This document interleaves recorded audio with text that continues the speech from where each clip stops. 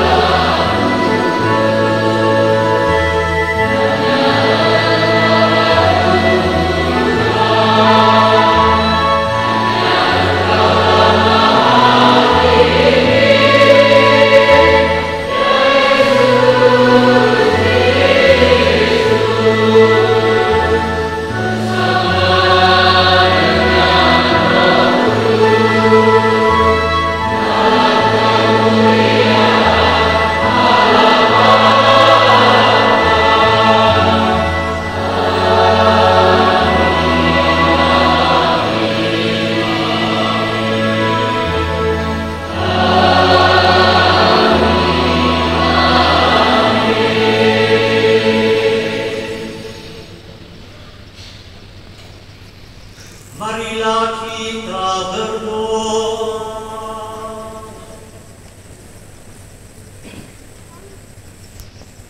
Ya Allah, hanya oleh rahmat-Mu yang berlimpah Engkau memilih hamba dan iman-Mu Valentinus untuk memimpin gereja-Mu di keuskupan Salem. Semoga dia pantas menunaikan tugasnya sepanjang segala masa.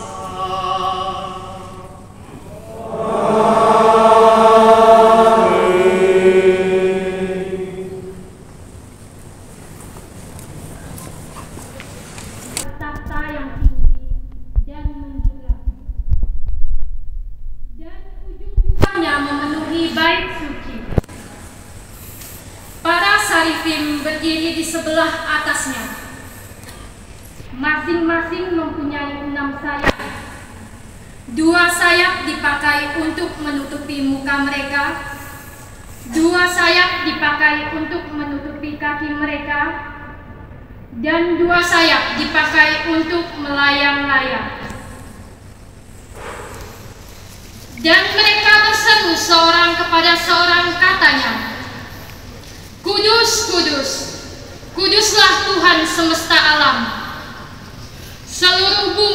kemuliaannya. Maka bergoyanglah alas ambang pintu, disebabkan suara orang yang berseru itu. Dan rumah itu pun penuhlah dengan asap. Lalu kataku, celakalah aku binasa, sebab aku ini seorang yang najis bibir, dan aku tinggal di tengah-tengah bangsa yang najis bibir. Namun mataku telah melihat Sang Raja, yakni Tuhan semesta alam. Tetapi seorang daripada Saraphim itu terbang mendapatkan aku. Di tangannya ada bara yang diambil dengan sepit dari atas mezbah. Ia menyentuhkannya kepada mulutku serta berkata, lihat, ini telah menyentuh bibirmu. Maka kesalahanmu telah dihapus dan dosamu telah diampuni. Lalu aku mendengar suara Tuhan berkata, siapakah yang akan kuutus, dan siapakah yang mau pergi untuk aku? Maka sautku, ini aku, utuslah aku. Demikianlah sabda Tuhan. Syukur kepada Allah.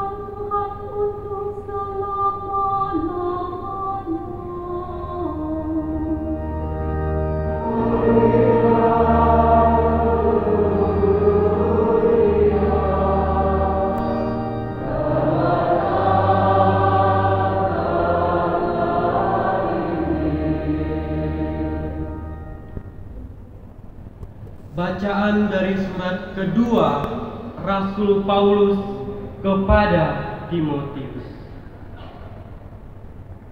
Saudara-saudara terkasih, aku mengucap syukur kepada Allah yang kulayani dengan hati nurani yang murni seperti yang dilakukan nenek moyangku.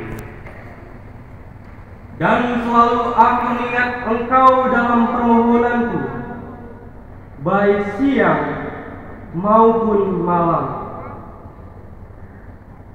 Dan apabila aku terkenang akan air matamu yang kau curahkan, aku ingin melihat engkau kembali, supaya penuhlah kesukaanku. Sebab aku teringat akan imanmu yang tulus ikhlas, yaitu iman yang pertama-tama hidup di dalam nenekmu Lois dan di dalam ibumu Eunike, dan yang aku yakin hidup juga di dalam dirimu. Karena itulah aku peringatkan engkau untuk mengobarkan karunia Allah yang ada padamu oleh penumpangan tanganku atasmu. Sebab Allah memberikan kepada kita bukan roh ketakutan, melainkan roh yang membangkitkan kekuatan, kasih, dan ketertiban. Jadi, janganlah malu bersaksi tentang Tuhan kita, dan janganlah malu karena aku, seorang hukuman karena Dia, melainkan ikutlah menderita bagi Injilnya oleh kekuatan Allah. Dialah yang menyelamatkan kita dan memanggil kita dengan panggilan kudus, bukan berdasarkan perbuatan kita, melainkan berdasarkan maksud dan kasih karunia-Nya sendiri yang telah dikaruniakan kepada kita dalam Kristus Yesus sebelum permulaan zaman, dan yang sekarang dinyatakan oleh kedatangan Juru Selamat kita, Yesus Kristus, yang oleh Injil telah mematahkan kuasa maut dan mendatangkan hidup yang tidak dapat binasa. Untuk Injil inilah aku telah ditetapkan sebagai pemberita, sebagai rasul, dan sebagai guru. Itulah sebabnya aku menderita semua ini. Tetapi aku tidak malu, karena aku tahu kepada siapa aku percaya, dan aku yakin bahwa Dia berkuasa memeliharakan apa yang telah dipercayakannya kepadaku hingga pada hari Tuhan. Peganglah segala sesuatu yang telah engkau dengar daripadaku sebagai contoh ajaran yang sehat, dan lakukanlah itu dalam iman dan kasih dalam Kristus Yesus. Peliharalah harta yang indah yang telah dipercayakannya kepada kita oleh Roh Kudus yang diam di dalam kita. Demikianlah sabda Tuhan. Syukur kepada Allah.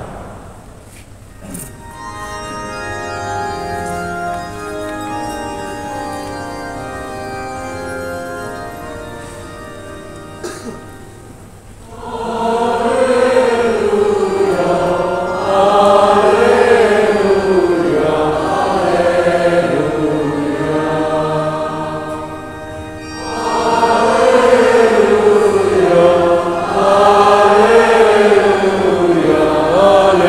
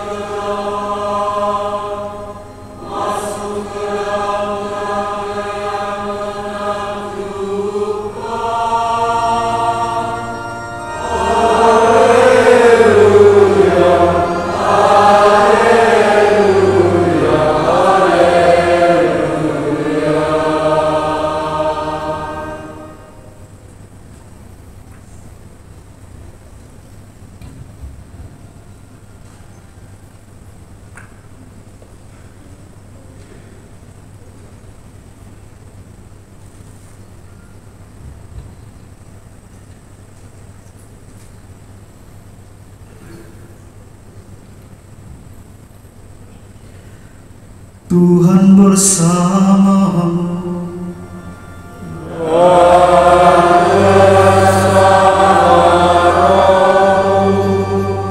Inilah Injil suci menurut Yohanes.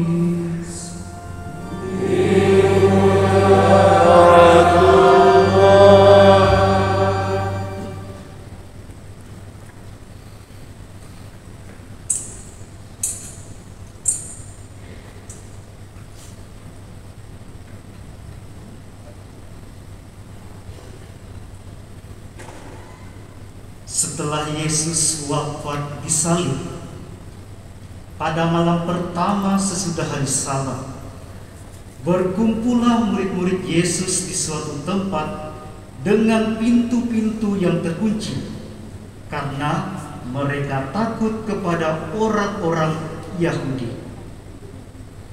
Pada waktu itu, datanglah Yesus berdiri di tengah-tengah mereka dan berkata, "Damai sejahtera bagi kamu." Sesudah berkata demikian, Yesus menunjukkan tangan dan lambungnya kepada mereka. Murid-murid itu bersukacita ketika mereka melihat Tuhan. Maka kata Yesus sekali lagi, "Damai sejahtera bagi kamu. Sama seperti Bapa mengutus aku, demikian juga sekarang aku mengutus kamu." Dan sesudah berkata demikian, Yesus mengembusi mereka dan berkata, "Terimalah Roh Kudus. Jikalau kamu mengampuni dosa orang, dosanya diampuni. Dan jikalau kamu menyatakan dosa orang tetap ada, dosanya tetap ada."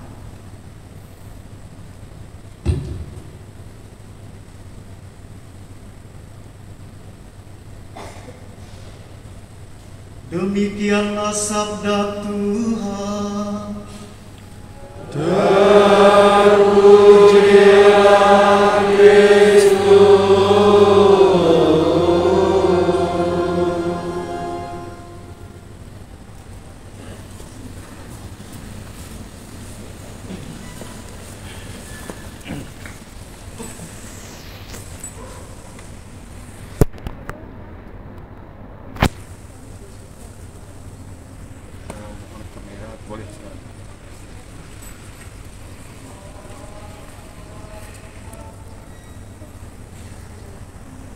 Kini kita akan mengikuti upacara penampisan uskup yang baru. Mari sekarang kita bangkit berdiri untuk memohon kehadiran Roh Kudus dalam upacara suci.